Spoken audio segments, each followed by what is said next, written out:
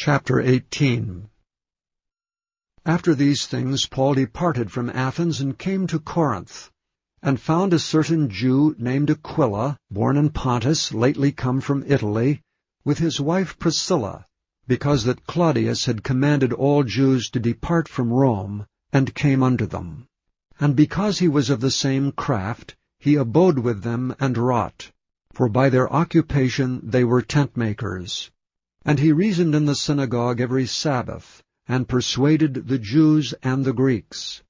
And when Silas and Timotheus were come from Macedonia, Paul was pressed in the Spirit, and testified to the Jews that Jesus was Christ.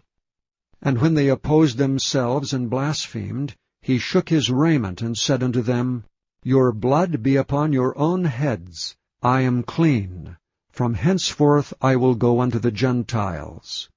And he departed thence, and entered into a certain man's house, named Justus, one that worshipped God, whose house joined hard to the synagogue. And Crispus, the chief ruler of the synagogue, believed on the Lord with all his house, and many of the Corinthians hearing believed, and were baptized. Then spake the Lord to Paul in the night by a vision, Be not afraid, but speak, and hold not thy peace. For I am with thee, and no man shall set on thee to hurt thee, for I have much people in this city.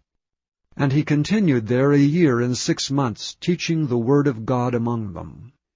And when Gallio was the deputy of Achaia, the Jews made insurrection with one accord against Paul, and brought him to the judgment seat, saying, This fellow persuadeth men to worship God contrary to the law. And when Paul was now about to open his mouth, Gallio said unto the Jews, If it were a matter of wrong or wicked lewdness, O ye Jews, reason would that I should bear with you. But if it be a question of words and names, and of your law, look ye to it. For I will be no judge of such matters. And he drave them from the judgment seat. Then all the Greeks took Sosthenes, the chief ruler of the synagogue, and beat him before the judgment seat. And Gallio cared for none of those things.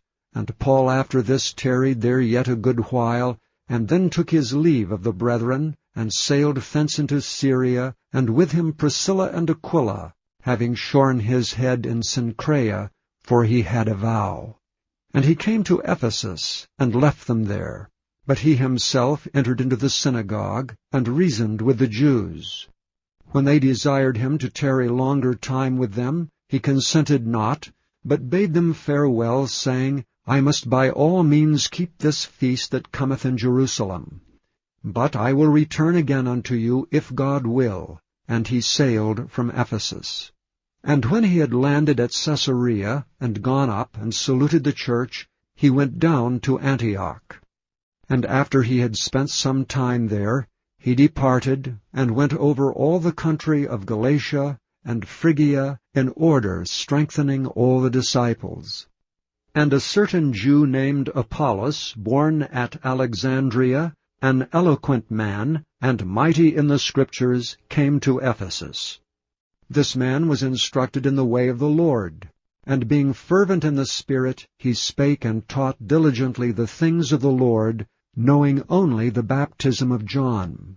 And he began to speak boldly in the synagogue, whom when Aquila and Priscilla had heard, they took him unto them, and expounded unto him the way of God more perfectly. And when he was disposed to pass into Achaia, the brethren wrote, exhorting the disciples to receive him, who, when he was come, helped them much which had believed through grace. For he mightily convinced the Jews, and that publicly, showing by the Scriptures that Jesus was Christ.